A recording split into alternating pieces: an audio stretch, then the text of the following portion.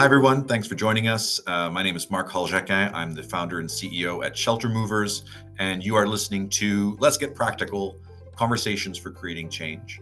This is a new initiative at Shelter Movers where we shine a light on groups of survivors, women specifically. In this particular case, we're having a virtual discussion, a panel discussion with our experts and advocates here to talk about violence against women with a disability.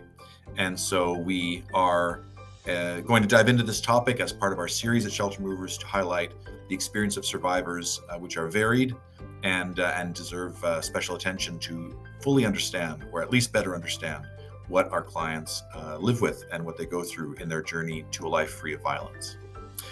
Today, I have the great pleasure of bringing together. I'm fanboying on three of you for your knowledge and your knowledge and experience on this topic, but I'll invite you each to introduce yourselves, panelists, as we get through the questions. We have a lot of questions to get through, and in the spirit of let's get practical and right down to it.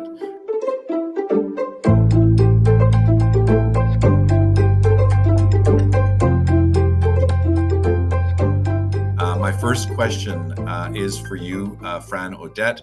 The topic of intersectionality, the idea of overlapping systemic barriers, is a big factor, as you know better than anyone, in the lives of survivors and the people we serve at Shelter Movers. But let's talk about it in the context of ableism, sexism, and other forms of oppression. What are your thoughts on how they shape the experience of violence for women with disabilities? Thanks so much, Marc, for this invitation. And I think what I want to do before we even launch into that is just to be very clear that, when we're talking about women, I want to be mindful that we're also talking about individuals that are female identified. And so, recognizing non-binary, trans women who are also at risk of violence when you add the layers of disability and other social locations. And also, I think that in the work that we've all been doing, there has been a real desire to make the distinction between disability and deaf women's experiences. And so you may hear, any one of us say women with disabilities and deaf women because of the sort of social and political context in which the experience of deafhood is not necessarily that of disability or seen in the context of disability as necessarily an impairment. So just to kind of give some overview. But yeah, I think, ableism is a form of violence in similar ways as sexism and homophobia, racism, and other sort of systems of oppression. And so, women with disabilities, female identified folks with disabilities, experience higher rates of violence, but it is also then further distinct and compounded by other layers of social location and marginalization. And, and so that makes us even more vulnerable to violence. Often people who experience multiple levels of marginalization also experience the experience of violence and abuse is taken up differently. Lots of us are not believed. We are not necessarily seen as human, and that's, historically.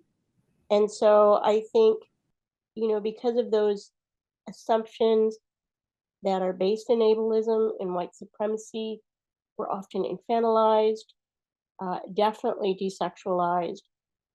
It's not often seen in the context of power and control as it relates to possibly when we think about violence for folks that are temporarily non-disabled. I think that it goes unrecognized and more often than not unreported because of other factors that make it difficult for our voices to be heard. And as a follow-up to that, and tell us, I'd also like to hear, I think our viewers like to hear more about you and your background and how you've come to this place of knowledge and lived experience and expertise to speak on the panel. But in the context of accessing services, what do those multiple barriers mean for women with disabilities when they're looking for help? Well, maybe I can tell you just very briefly a little bit about how I got into this. I was in an abusive relationship, and I didn't tell a lot of people. I lived with it very much alone, and sort of bought in to some of those sort of narratives around why you don't tell anybody, which was then also layered by the fact that I have a disability. I should be grateful for any kind of attention that I get. Are you really getting abused, or are you actually demanding too much of your partner? And these were things that were said by service providers to me.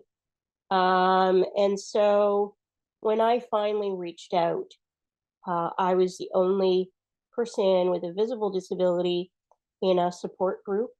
I had to be carried up and down a flight of stairs to be able to get in and to be able to participate. And it was after that experience I realized that I can only imagine, what it might be for someone who is, nonverbal, or has cognitive related disabilities, dealing with intersections of racism or homophobia and classism. Are they, what hoops are they having to go through to even be heard? So I had an opportunity to do some work as part of the first ever research project done in Ontario.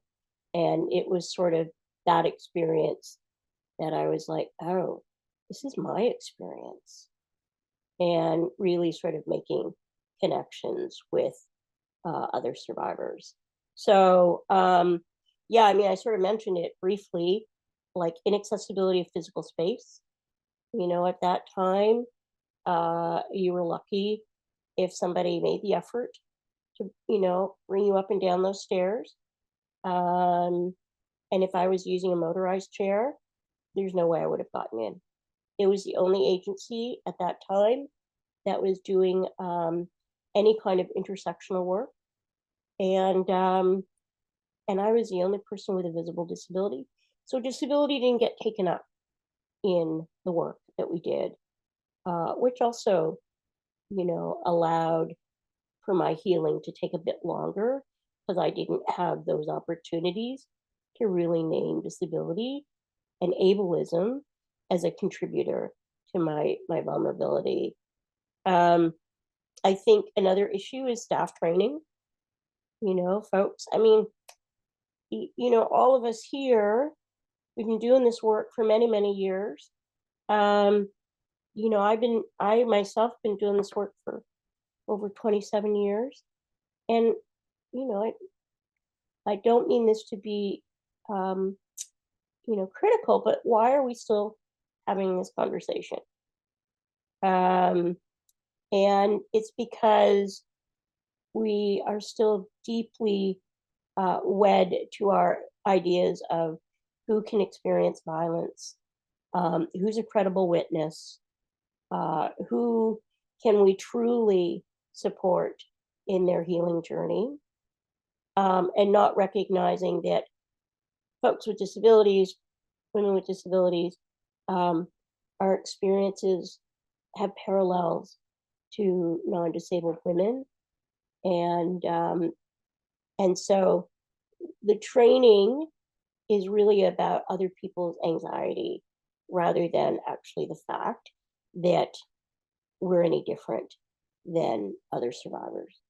So I don't know if that kind of covers. And I'll say one last thing. I think many of us are afraid of being institutionalized. If we are reliant on our partner, our caregiver, we often get that as a threat. You tell anybody who's going to love you like I will, who's going to take care of you like I will. I'll take the children away, and you'll end up in an institution, and that is a huge fear. Given our climate, also in Ontario and elsewhere, that funding is decreasing and services are dwindling. So for many of us, I think it feels very real. There's so much to get into. I really appreciate it, and thank you for sharing your personal experience and how that's obviously colored all of this. Very real and very. You've brought up some very tangible examples of, I think, of the way services need to be more mindful and remember the danger of ableism, and how you've lived through that. And obviously you're a survivor, you've thrived, but it stays with you. And those examples that you bring up are very, very solvable. As you say, why are we still talking about this today? Why is it obviously something we are addressing? That ties into this question I have about gaps in the system for you, Melanie Marsden, if you're open to it, talking about how accessible are mainstream violence against women services for physical or sensory cognitive psychiatric disabilities. Maybe you have some examples of being denied service or challenges similar to what Fran has experienced. Maybe we get into the nuts and bolts of what those, what those blockages, what those barriers actually look like. Thank you so much, Mark. Thank you to being invited, and thank you to the panelists. My name is Melanie Marsden. My Indigenous name is Delbanewaskekwi, which is She Carries the Light. So some of the things I'm going to speak about are from my own lived experience, that they are also from being a social worker for many years. And yeah, Fran, you're right. I can't believe I've been kind of doing this work for 25 plus years. And we're still having these conversations. So that's a very poignant statement to make. I am a mother of 3, and I have a granddaughter. I currently work full-time as a traditional counselor at Anishinaabe Health Toronto. Previously in my work, I was a manager for Springtide Resources, and I was the Women with Disabilities and Deaf Women manager. And so some of the examples I'm going to give come from that, and some of them come from lived experience. In my mind, attitudinal barrier is one of the biggest barriers in terms of the gaps in services.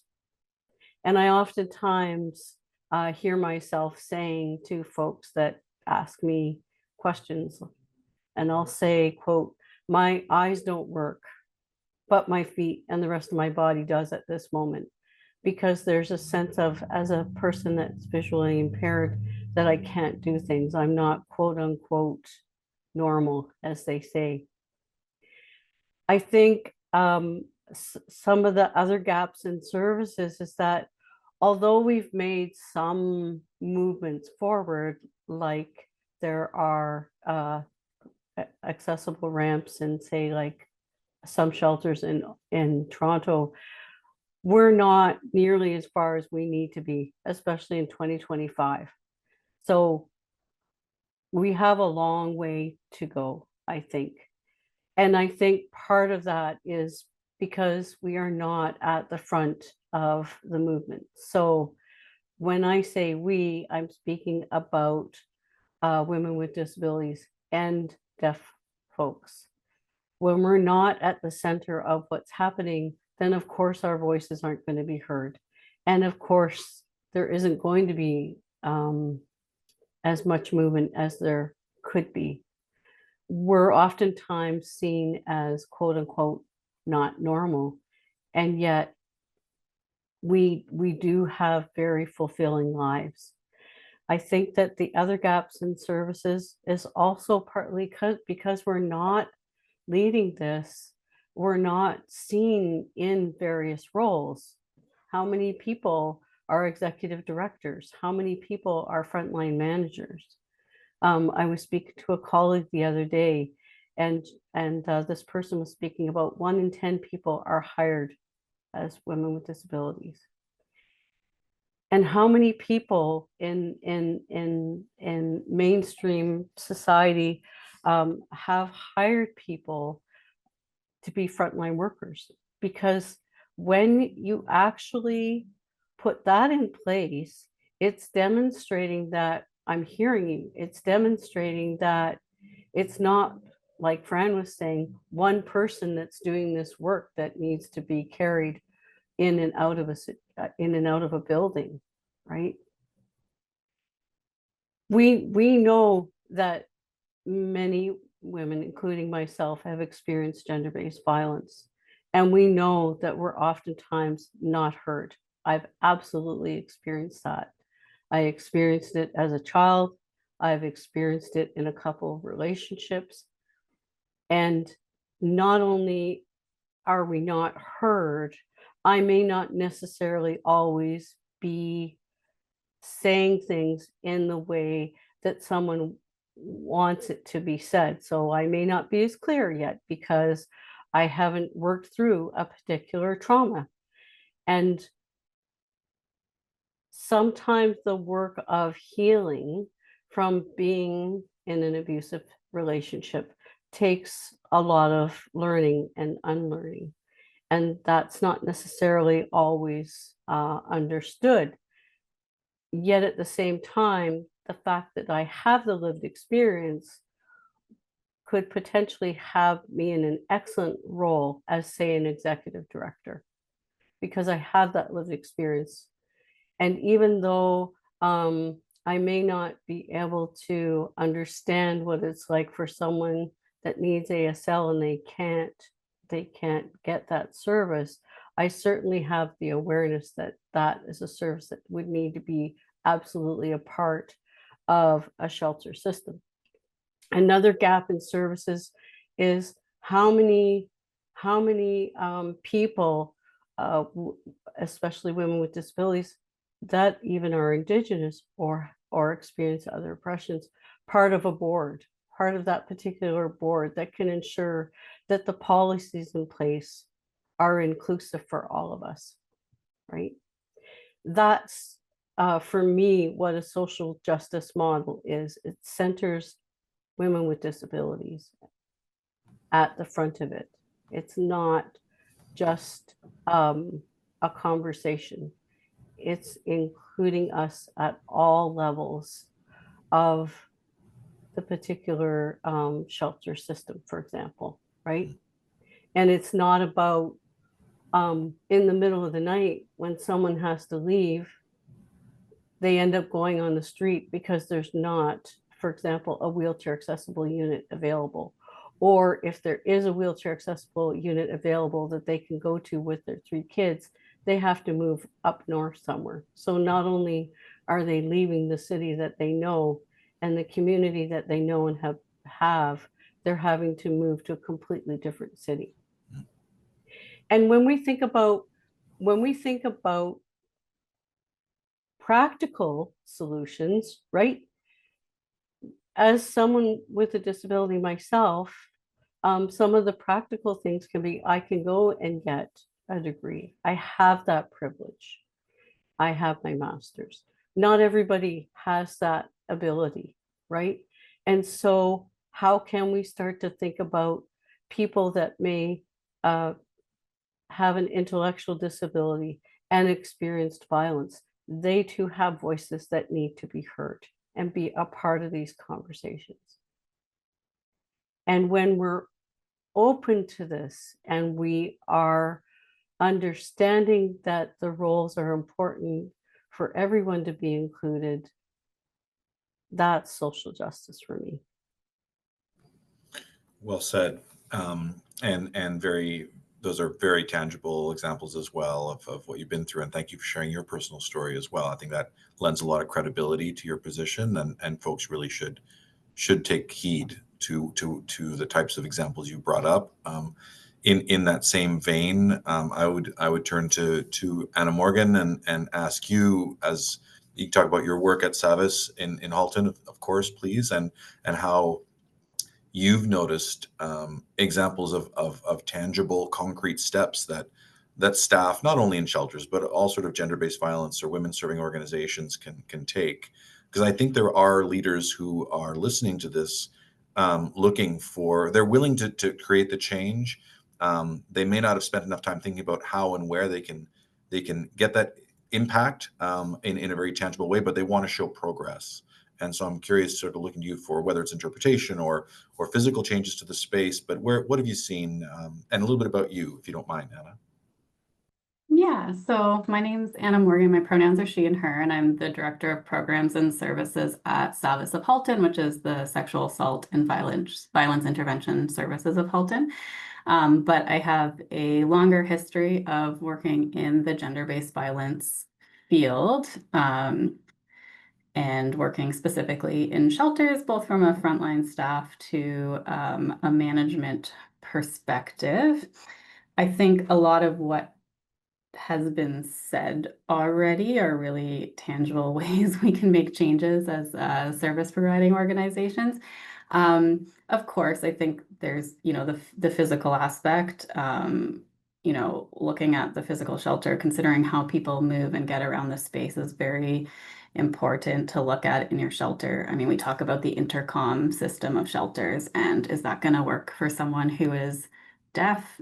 No, it's not going to work for someone. So I think it's really important that we take the time to do those physical audits of our space, and also looking at things from like a cognitive or neurodivergent perspective, looking at how information is given and received to people is really important. So it's not just about the physical space, but it's also about the ways in which we communicate and deliver information.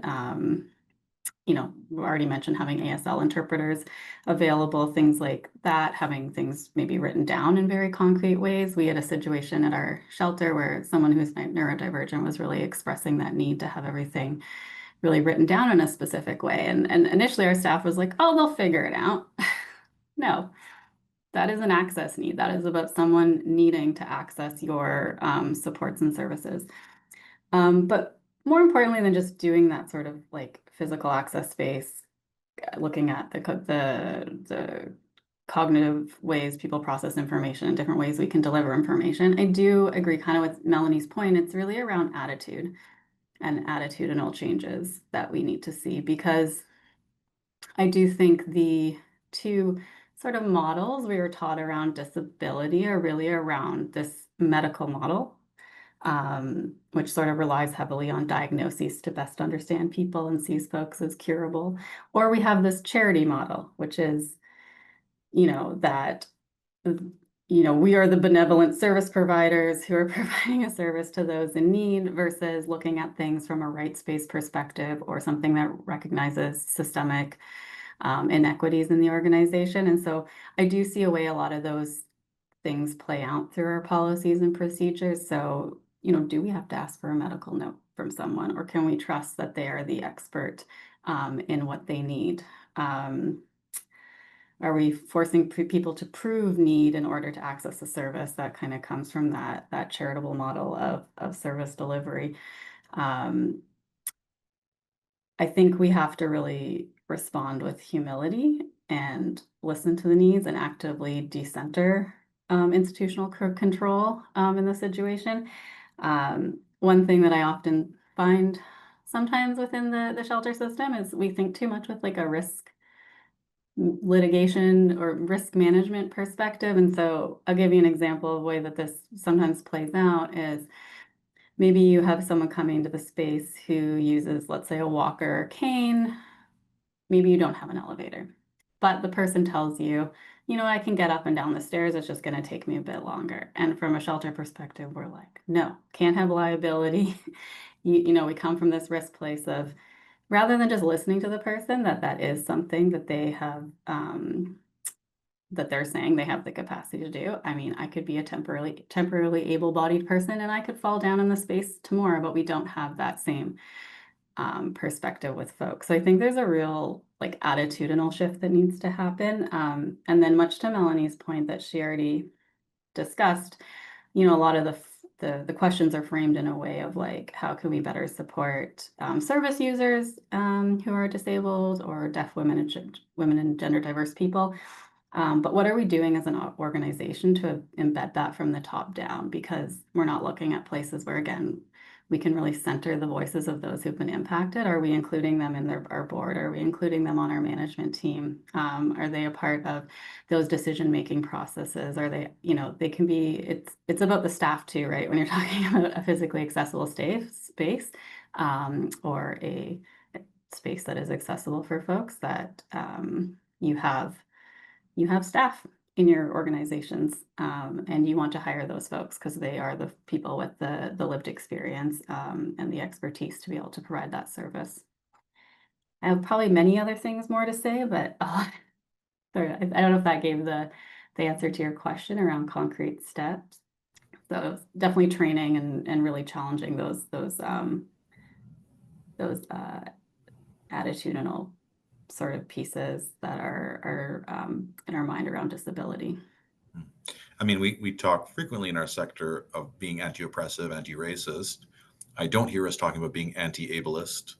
I don't hear us talking about what we as service providers and as staff need to unlearn in our attitudes and our assumptions. I put the question to the group, but maybe we start with Fran. If you have thoughts on what are the types of assumptions or assumptions or attitudes that the sector has that needs to unlearn for us to move forward. Because you're right, we've had this conversation too many times, and as we were prepping for the discussion, we talked about getting a little bit spicy here and getting and kind of provoking a bit of thought among our viewers on this issue. What are the assumptions that we need to unlearn as a sector to move forward? Oh my gosh, Mark. Well, let me see if you can do this in a, succinct way. I really appreciate what Melanie and Anna said as sort of a foundation. And I think, the one thing that I think is whenever I'm talking about disability is to say, this is not an us and them. This is something that anyone can experience at any time in their life. And maybe they're going to have a temporary disability, but in that experience, they will now, encounter barriers that they didn't have to think about before. And so, sort of building on like these ways that we've thought about disability, through the charity model, we tend to want to be the gatekeepers. And I think the gatekeepers are also those who are working in shelters, who, want to reduce the risk, want to not think about the dignity of risk and people making mistakes and maybe making choices that others don't have to feel concerned that they will be sort of experiencing surveillance by others. Particularly folks who have, who have been psychiatrized, women who have cognitive related disabilities. I think there's a relationship between the kind of services individuals receive and this idea of dependency. And, that also puts many of us at risk. If you are, a service user of some kind of home care or, other kinds of services, you are now dependent. And if the violence occurs in that context, you're often not believed, or that, that service provider is removed. And then that individual, inadvertently builds a reputation within that part of the sector that they're a complainer, that, you can't really send anybody out there because they're, you might be, there might be alleged violence or abuse. And so it then becomes, the problem is within the survivor. The survivor is a problem, and it's not actually how we design services. I think, lots of folks with disabilities, women with disabilities, we don't have a lot of social power. We aren't seen as having the potential to be executive directors or, coming in as managers. And if we do, we're often seen as only bringing a disability lens and not the breadth of other kinds of experiences. And, disability is often an afterthought in, sort of anti-oppression, DEI work.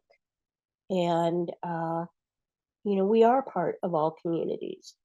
And so, how do you create a space both for a worker, but also for someone seeking services to feel that they have a sense of belonging within that, even if the service is temporary, to be able to feel welcomed, to feel like,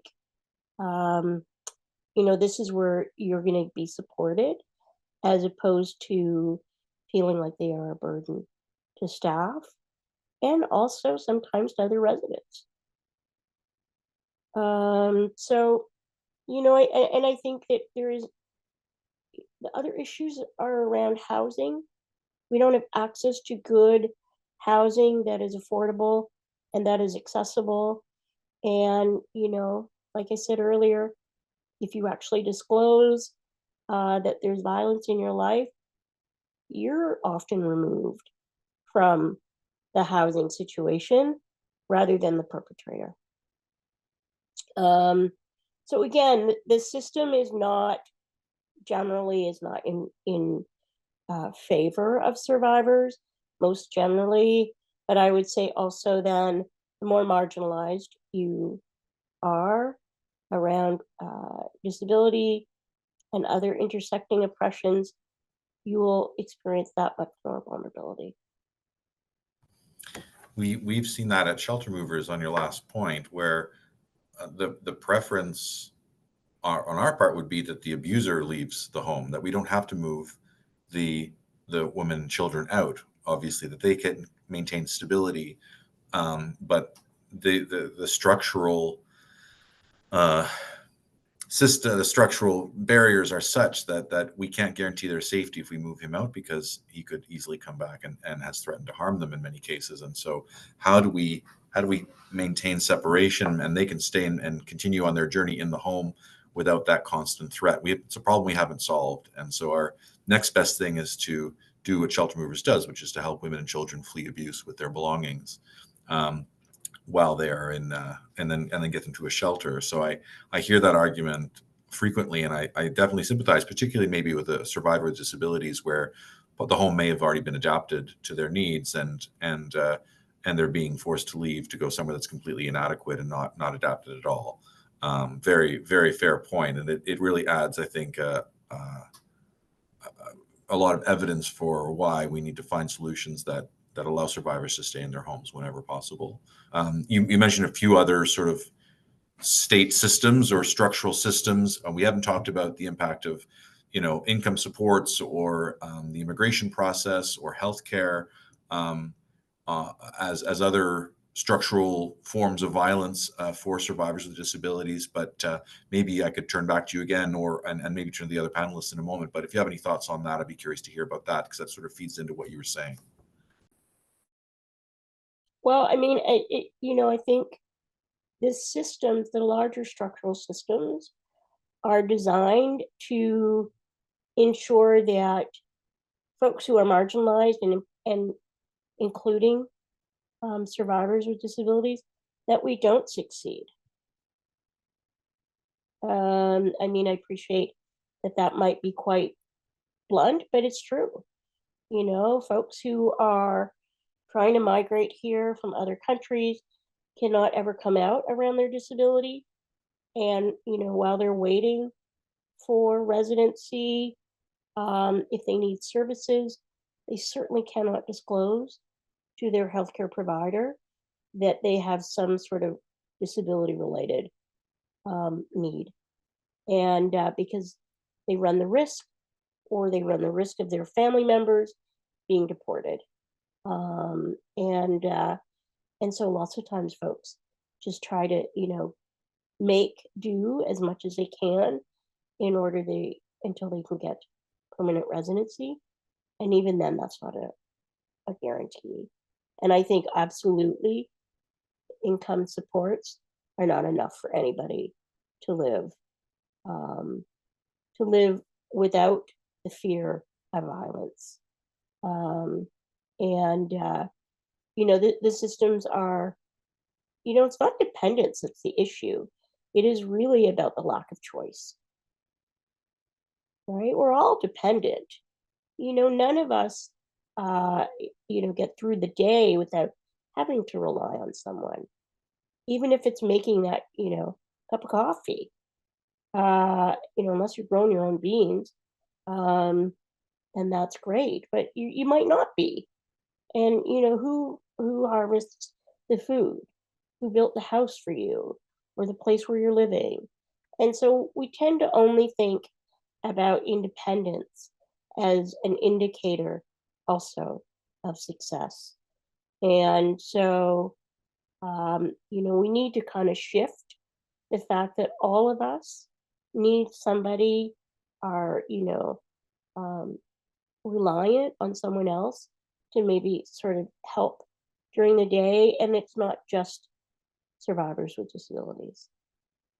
Women with disabilities, I think, on all of the barriers that survivors live with, especially survivors with disability, is the image of victimhood versus survivorhood. I would be curious to hear your thoughts, maybe Fran first, or maybe Melanie, to discuss that, because that does impact people's attitudes when they consider working with, or serving, or collaborating with a woman with disabilities. Is this negative image of the victim? Can you speak to that in terms of how it impacts your interaction? I'll give it a shot. Let me see if I can sort of move it forward. I think, because of the language that's very much centered around the charity model, that disability, is often framed as a place for people to be pitied, to be objectified. I think we even objectify survivors around their experience of trauma. And I feel like that could be a whole other conversation. But I think that the layering of disability, and only seen in the context of, being at risk, rather than how are we creating systems that actually contribute to the risk, not allowing people to be parents. I've heard of parents with disabilities who have had CAS called on them while they're in the shelter because someone believed that the child was at risk, rather than really, thinking critically about the multiple ways that we can parent and do parent. But as soon as you add that layer of disability, then somehow now there's that deficit framing of people's experiences. I think what I want to leave with is believing that as much as many of us who have disabilities, who've experienced violence, that we're resisting the desire of, to make us invisible or to isolate us further.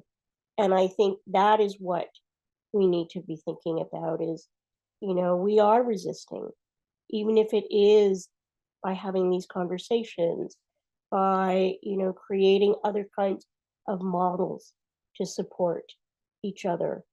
That isn't, that is about resistance. It's about saying, no, I won't be silenced. I won't be made invisible, despite the fact that you would like me to be. Well said. Melanie, any thoughts on this topic?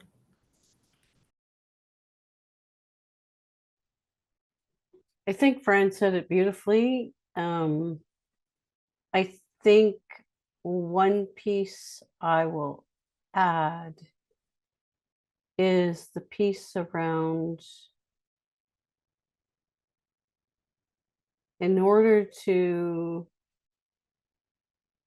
be resistant, we also need to support one another in that resistance, because it gets exhausting doing this work day in, day out, especially when we are in 2025 and we're still having this conversation.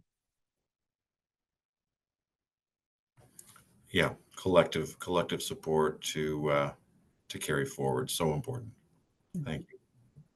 In this discussion, I've noticed we sort of started with that micro level, you know, your individual experiences, panelists, and what you've seen, heard, and experienced, and then we're talking about, as Melanie and Anna indicated, the sort of the shelter, the sort of meso level, these sort of institutions that are supposed to be there to support survivors, and now we're talking sort of system level and those broader narratives and broader structures that continue to oppress women with disabilities. Maybe I'll turn to you, Melanie, for your thoughts on this. We talk about how to reach decision makers and how to influence attitudes, and we think about storytelling as a way of doing that, and sharing your individual stories, but also the broad narrative, or narratives, plural, of women with disabilities and what they've experienced. Can you tell us about storytelling and what role that can play in changing attitudes? Sure, absolutely. So I think, as an Indigenous person, storytelling to me is what I do. I share stories to offer another way for folks to look at things, or to perhaps have another viewpoint, if you will. And I think that with stories, it can also be a way of saying, of modeling, you know, I have experienced gender-based violence, and I know personally and professionally what it's like to work through that.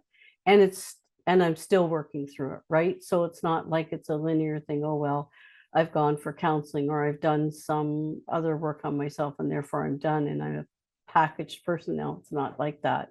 So it also can relate to a lot of other people that aren't sure if they have experienced violence before, or maybe they have and they don't know how to share it, or if anybody would hear them. And oftentimes, when someone speaks out, they'll be like, wow, when a story is shared and they've spoken out, it gives other opportunities to have a voice in their experience. And I think another thing is that it also lends to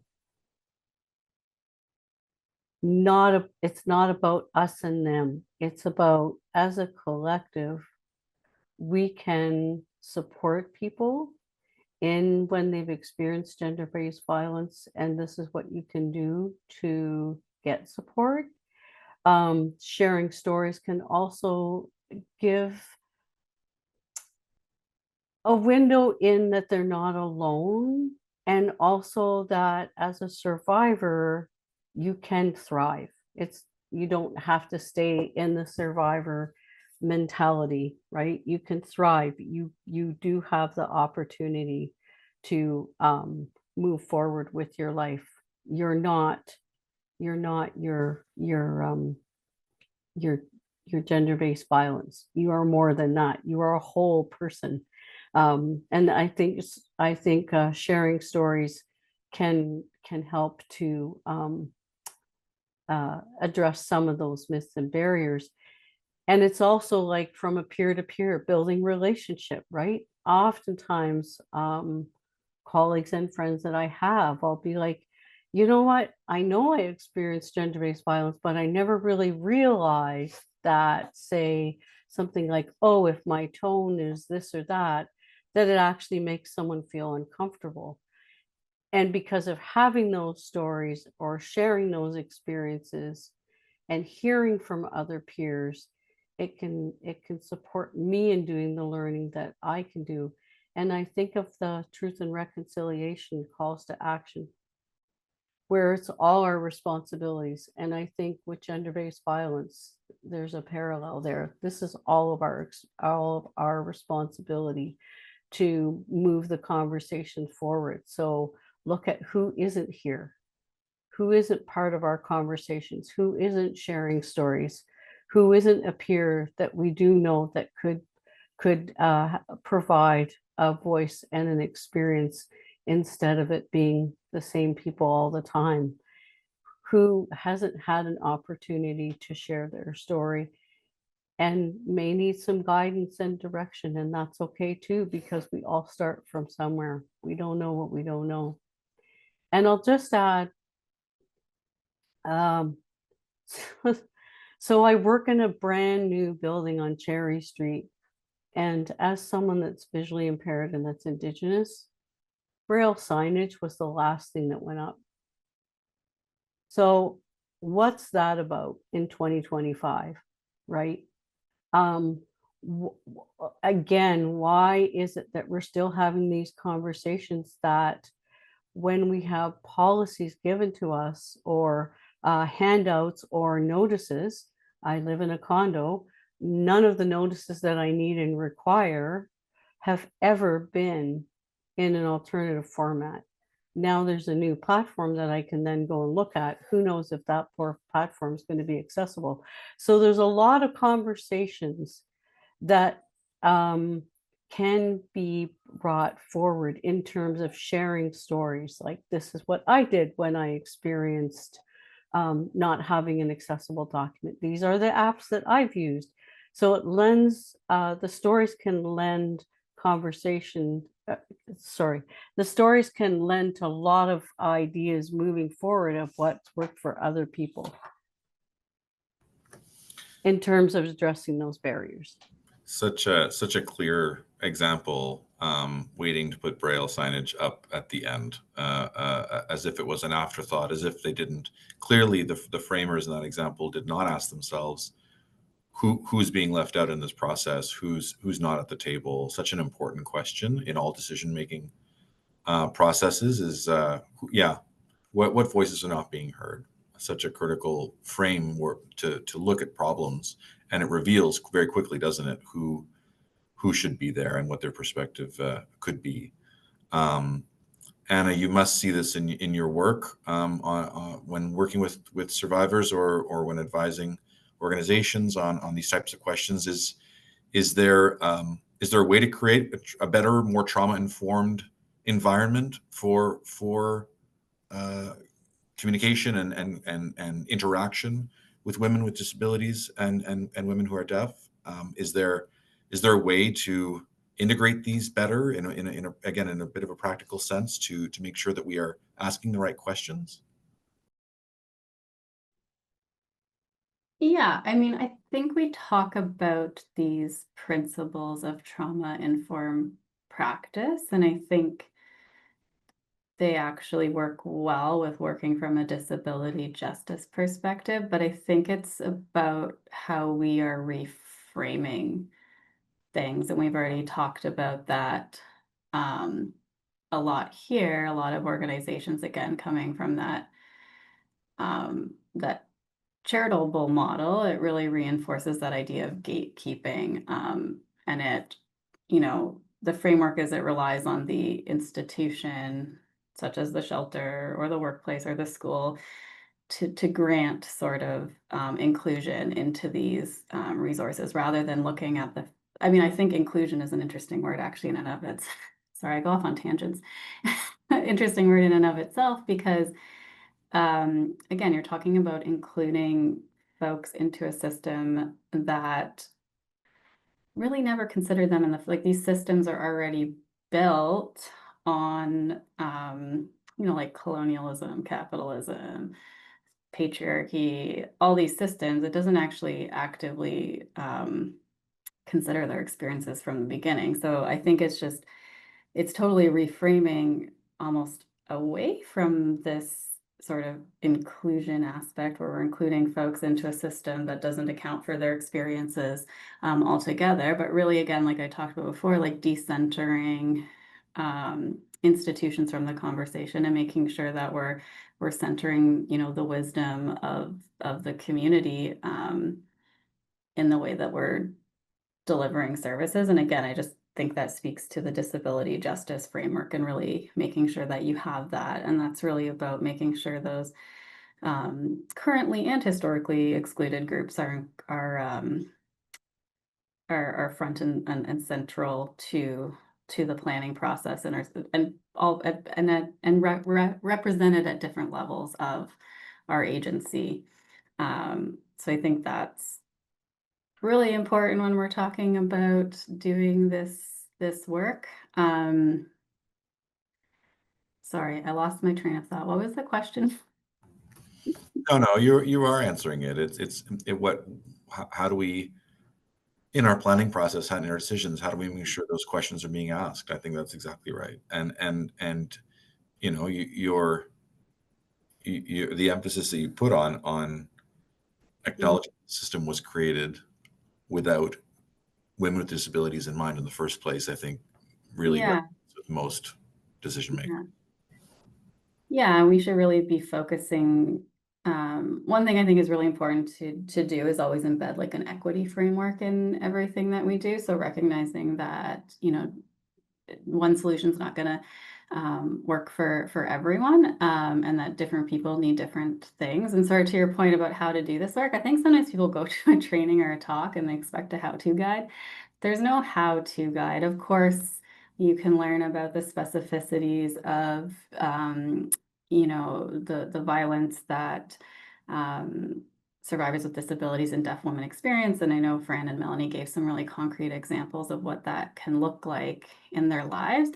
But again, recognizing the diversity among folks with disability and the diversity of deaf folks. So you know, you're not going to get a one size fits all solution, and we have to be able to be flexible and creative in the ways that we approach the work. And again, we really have to listen to the community. I think it's interesting, like, again, back, I think Melanie mentioned sort of like that community-based approach. So one thing that's interesting is like that idea of mutual aid, which is really about reciprocal support systems. And so we have interdependence, but we're not creating that aspect of power and control in that dependency. So yeah, really looking at how our agencies are set up in ways that they could look differently based on, you know, principles of social justice or mutual aid.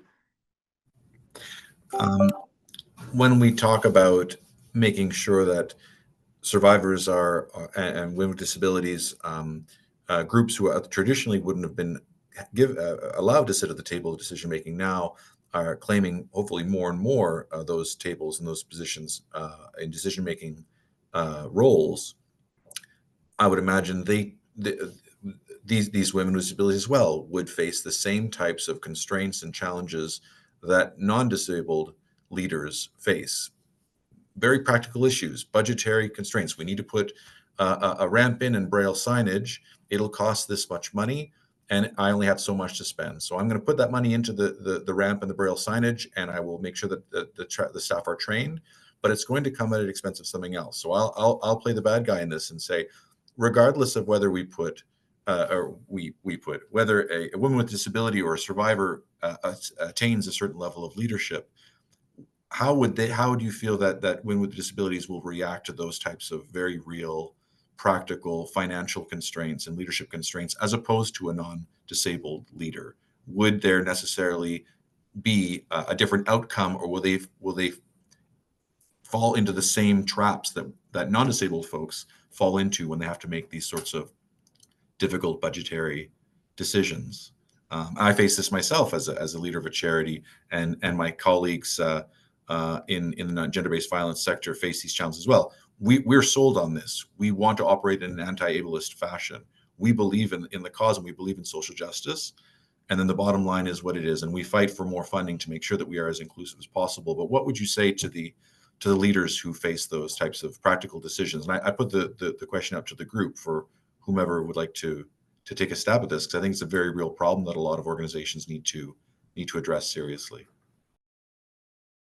Mark, it's Fran here. Your question sort of comes out of thinking for me that what are we actually doing in our system that puts survivors with disabilities and deaf survivors to not be successful in their healing, right? I mean, we often see survivors with disabilities being at risk, but how are our own systems creating and sustaining further risk? So yes, accessibility for some is going to be a big expense, but I think that we use that as an excuse, quite honestly. I think lots of us with disabilities are tired of always having our needs situated in a sort of budgetary manner and not really sort of working with communities to say, next to having a completely barrier-free building, and that's not just physical, but other kinds of barrier-free opportunities, what else can we do? And how can we better serve the community without, what feels like putting ourselves under, sort of undue hardship, which under the Human Rights Code is really actually not a great reason to deny people services.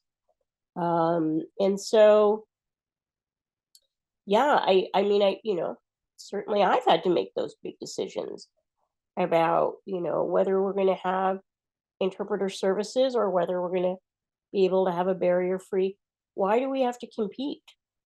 Why do we have to set up these, places of tension where one's access needs are trumped by someone else's? And I think that is the tension for services, whether it's shelters or other agencies, to be able to think a little bit outside the box. We don't all have to color in the lines. And I think that is about being innovative and recognizing that maybe the person you need to be asking is the survivor or the coworker with a disability or who's deaf, to say, how can we make this work? As opposed to, you're the problem and there's not a whole lot of room we have in making this work. So that's why a lot of folks don't, a lot of employees with disabilities, particularly invisible disabilities, may choose not to come out when they have been offered a job because of that very real fear that they will be denied the opportunity to have the kind of onboarding, the kind of training that their non-disabled peers just automatically get, because that might need to look different. So I get a little tired, I will be honest, of the, we can't afford it. It is one expense.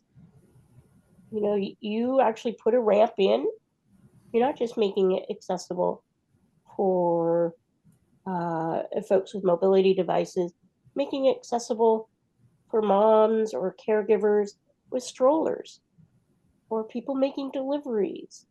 Like, we actually create a more inclusive potential and possibility if we think beyond, this is just for disabled people. Okay. And if I can add, it's Melanie speaking. Oh, sorry. No, go ahead, Melanie. If I can add, I oftentimes flip the conversation with, it's almost an attitudinal barrier that we're now re-representing again, because it's like, if I told people that drive that you cannot bring your car, or you cannot, I don't know, go on a trip that you've wanted to go on for like forever, or you are not allowed to buy the home that you wanted that's 2.5 million. You are not allowed to do that. Like, if we actually start to have the conversations around, these are the things that you are not allowed to do, you know, and it kind of sometimes helps people to stop and look at the attitude of what is the conversation. Like, can we, like Fran was saying, not start to look outside the box? You know, is there money from other places that can be moved over? Or when we reach out to one another and work together as a community, you know, it's amazing how things can be done. And I think of like many families and so on that experience like forest fires. There's lots of communities that then go and help people, and they then have new homes, right? It should not get to a point where we can't do this because of that, because it then creates a one-upmanship, which actually then also adds to the violence piece. Thank you. Well said. And we hear frequently that improvements, even to the physical space, to Fran's point, benefits everyone.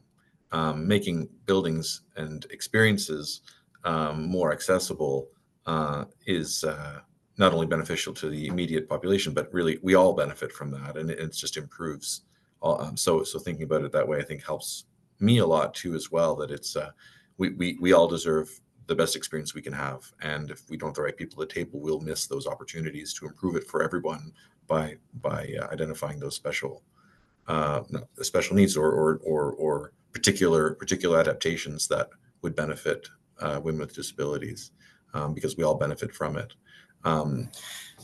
We're nearing the end of our time. I wanted to put one round of questions last to each of you, if I may, and that is really talking about the future, talking about, and we've talked about many times. I've heard you say, what, you know, this conversation is frustrating, and we've had this conversation so many times. Looking to the future of where attitudes will change. Are there examples of attitudinal change that give you hope, that are areas where you'd like to see others follow?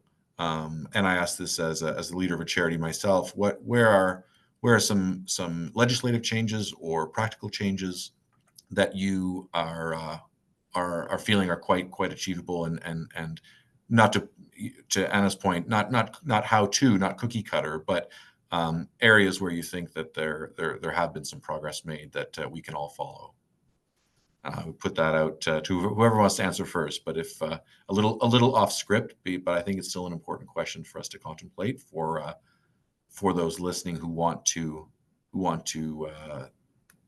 create some momentum in their own organizations. Mark, maybe it's Fran here. So I think very quickly, what I want to say is that if we really do embrace kind of disability justice principles, it's recognizing that the leadership needs to come from those that are most impacted. However, we also need to recognize our own responsibility as communities, that it's not just on, you know, the survivor to make those changes. It's about all of us working together. And, you know, Melanie and I and Anna, we're not all at the same table, but I hope that, you know, they would know that if it's me at the table, I'm going to say something. If it's you at the table, Mark, you're going to say something, because we can't possibly be, because people don't think to even include us at the table. So we are really needing to build stronger relationships in context of allyship. Is really, you know, it's a beautiful saying, but you know, my liberation is dependent on everybody's, and we can't have that unless everyone is experiencing lives that are free from violence. Well said. Well said. Anna, Melanie, are there Are there examples? Are there attitudes? Are there examples of organizations or of legislation that that you would point to that you're feeling are the way forward?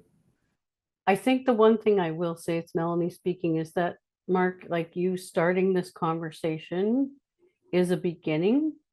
And my hope is that your organization will take a deeper dive and consider, evolving even further with this conversation, because that also demonstrates a role. Like you're not just saying it, you're actually doing it. So you're not only helping women move from a violent place, you're helping them move to a healthier place, to a place that's safe. So that's demonstrating one way. And then now you've had this panel. So I think that in and of itself is a beginning. And the more that those conversations can happen, the better, because it is about building relationship, and not one person can do it all, or not the four of us can do it all. It needs to be a bigger conversation. And so I think showing by role modeling, I guess, is what I'm trying to say. So thank you for your organization for taking that step and moving the conversation further. Well, we say often talk is important, but action, change through action, decision makers, elected officials, leadership. Your time is very valuable, and you've given it, and you've educated our viewers on what needs to happen. Couldn't agree with you more. Talk is important, change is better, and real practical legislative policy change, day-to-day training for our staff. All the examples you've given, I think, are very clear ways for organizations to show their allyship, and that they take this matter very seriously, and that they want to make their organization as accessible and as empowered to all people as it can be. And any last thoughts on the issue? So I was thinking kind of a lot about what Fran was saying about coloring outside of the box. Like, of course, legislatively, if we were funded at a sustainable level, we could all deliver a lot better services, but we're not. And I agree. I think we need to stop using cost as an excuse. And I think we can look at how we be flexible and creative. And I have actually been lucky enough to be part of organizations that do that. And, I was at Ernestine's Shelter before that. I think we tried to take that work seriously and look about providing things from a flexible way. And it's, and you can work together collaboratively with mutuality. Like, it doesn't need to be this, us or them, or I take this thing and this person doesn't get this thing. No, you can include survivors in those conversations in a meaningful way. And more often than not, they have some of those, like a lot of the solutions as well. So I would just leave it, I think, with that as my area of hope, is that I have seen it done in work. Obviously, it's not perfect, and there's so much more that needs to be done and go, but I've seen people committed to thinking about things differently and working from a really creative and flexible and coloring outside the lines kind of perspective. So I do really appreciate that. I hope our viewers color outside the lines, and certainly Shelter Movers is committed to coloring outside the lines and following your guidance. And thank you for your time today. Thanks to our listeners for listening. We hope the conversation inspires you to take action, to find practical solutions to the challenges you're facing, and to be a leader or an organization where everyone's welcome and everyone has a place at the table. Thanks everyone for your time today.